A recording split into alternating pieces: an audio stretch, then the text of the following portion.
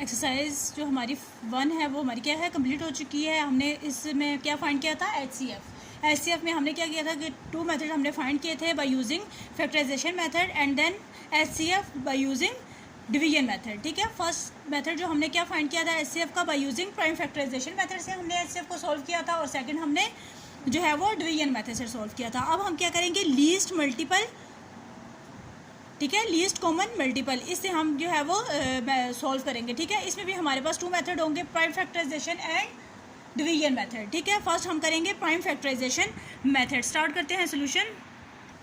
Exercise 2 है हमारे पास, find the LCM of the following number by using prime factorisation method. ठीक है, हम क्या फाइंड करेंगे, least common multiple, LCM least common multiple of the following number by using prime factorisation. ठीक है, हम प्राइम फैक्टराइजेशन से मेथड को सॉल्व करेंगे। स्टार्ट करते हैं। फर्स्ट क्वेश्चन हमारे पास क्या है, 3 and 21। ठीक है, हमारे पास क्वेश्चन क्या है, 3 and 21। हम क्या करेंगे, एलसीएम फाइंड करेंगे। एलसीएम कैसे फाइंड करते हैं, जैसे हमने प्रीवियस लेक्चर में किया था, 3। ठीक हो गया, 3 किस टेबल पे जाता है, 3 के टेबल पे जाएगा, 3 1 ज़ा 3। सेकेंड हमारे पास क्या है वैल्यू, 21 हमारे पास क्या हो जाएगा, किस टेबल से हम करेंगे, 3 के टेबल से।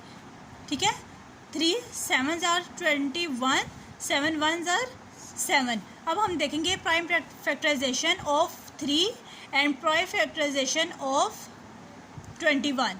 ठीक है, 21, 3 and 21।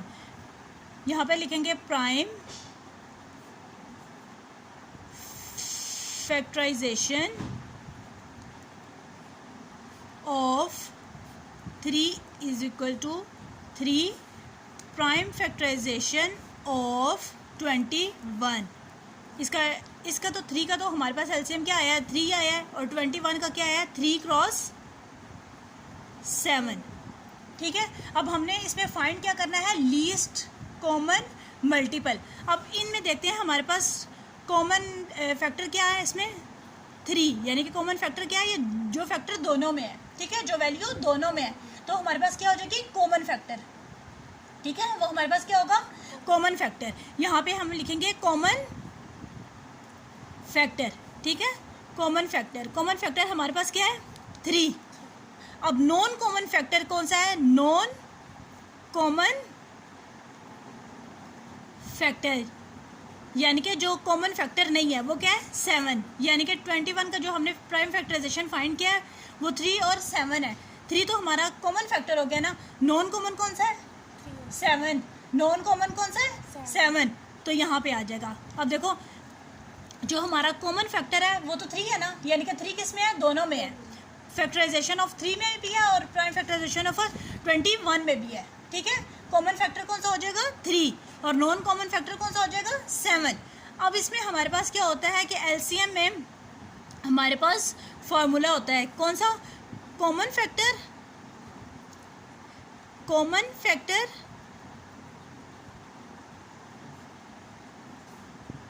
Multiply non common factor. ठीक है, क्या हो जाएगा, नॉन कॉमन फैक्टर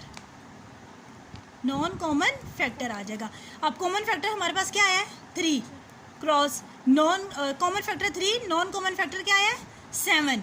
अब इन दोनों को मल्टीप्लाई करेंगे तो हमारे पास क्या आ जाएगा, 21। तो हमारे पास एलसीएम क्या आ गया, 21। लीस्ट कॉमन मल्टीपल क्या आ गया, 21।